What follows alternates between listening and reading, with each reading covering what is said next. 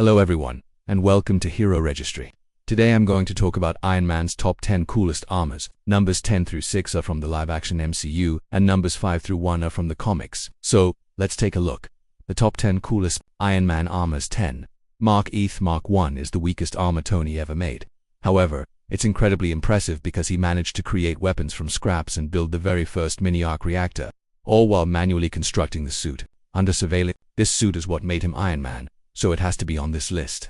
It didn't have repulsors yet, but it could fire flames and was bulletproof. Not only was it the first suit created, but it could also fly. That's truly amazing. This suit allowed him to survive against terrorists and ultimately become Iron Man. 9.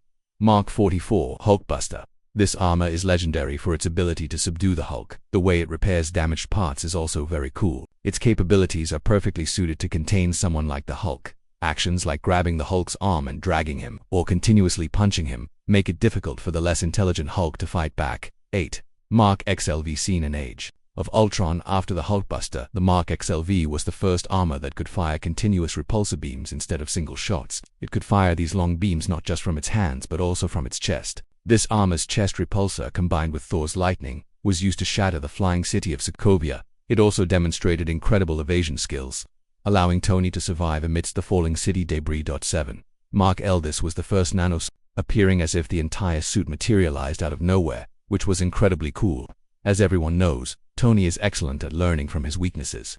After almost dying when he barely managed to launch a nuclear missile into space in Avengers: Infinity War, he upgraded this suit for flight. Since the continuous repulsor blasts weren't enough to defeat Ultron, he also significantly upgraded the repulsors after losing to Captain America and the Winter Soldier in Civil War. This suit also incorporated shields, so the Mark L can be considered perfect in MCU history. 6. Mark L XXV. Generally, it's not very different from the Mark L, but it includes an energy shield, a sword, and cool rolling wings. The coolest feature is that this suit contains the Infinity Gauntlet. If it hadn't had the Infinity Gauntlet, it would have been incredibly difficult to snatch the gauntlet from Thanos. Tony is more than just a genius.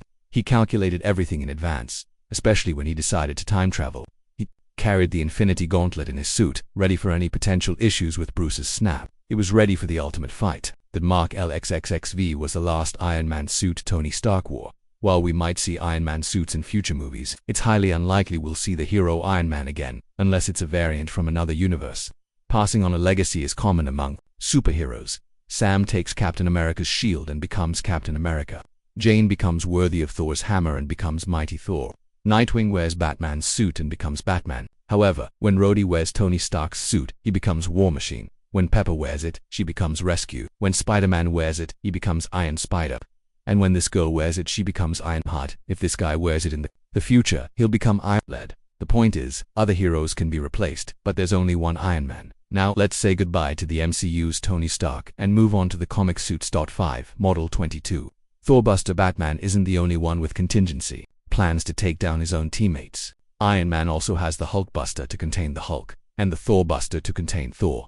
This armor isn't powered by an arc reactor. It uses an Asgardian crystal as its power source, which Thor himself gave to Tony. The intention was for Tony to create a safer power source for Earth, as arc reactors, nuclear, are dangerous. However, when Thor, powered by the Odin Force, became enraged and uncontrollable, Iron Man created this Thorbuster armor with the crystal to control him. Like the Destroyer armor, it's incredibly durable and almost indestructible, but the Odin Force-powered Thor still tore it in half. Fortunately, Tony knew he couldn't win and wasn't inside the suit. He was controlling it remotely, despite being destroyed by the Odin Force. It was an incredibly powerful armor. 4. Endosim armor. Everyone has heard of Superior Iron Man, and this is his armor. It's made of symbiotic-based liquid metal, similar to venom, that fuses with his flesh. Upon contact, even though it fuses with his body, it can still be controlled without a person inside.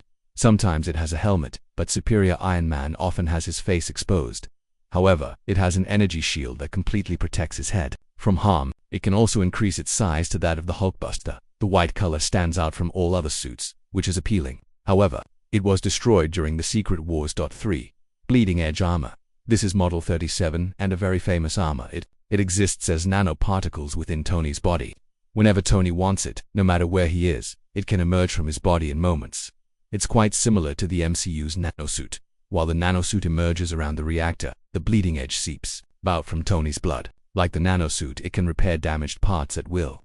Just as the nanosuit is the coolest Iron Man suit in MCU history, the Bleeding Edge is the coolest Iron Man suit in comic history. 2. Godkiller Armor Mark IE. This is Model 61, and it's essentially the original Godkiller armor Godkiller Mark I, designed to combat a Celestial. Due to its massive size, it's not kept on Earth but orbits Mars, ready for deployment if needed. It requires 8 arc reactors to power it due to its immense size. Everyone has seen the size of a Celestial in a Turnus. The purpose of creating such a massive armor was to deal with problems of that scale.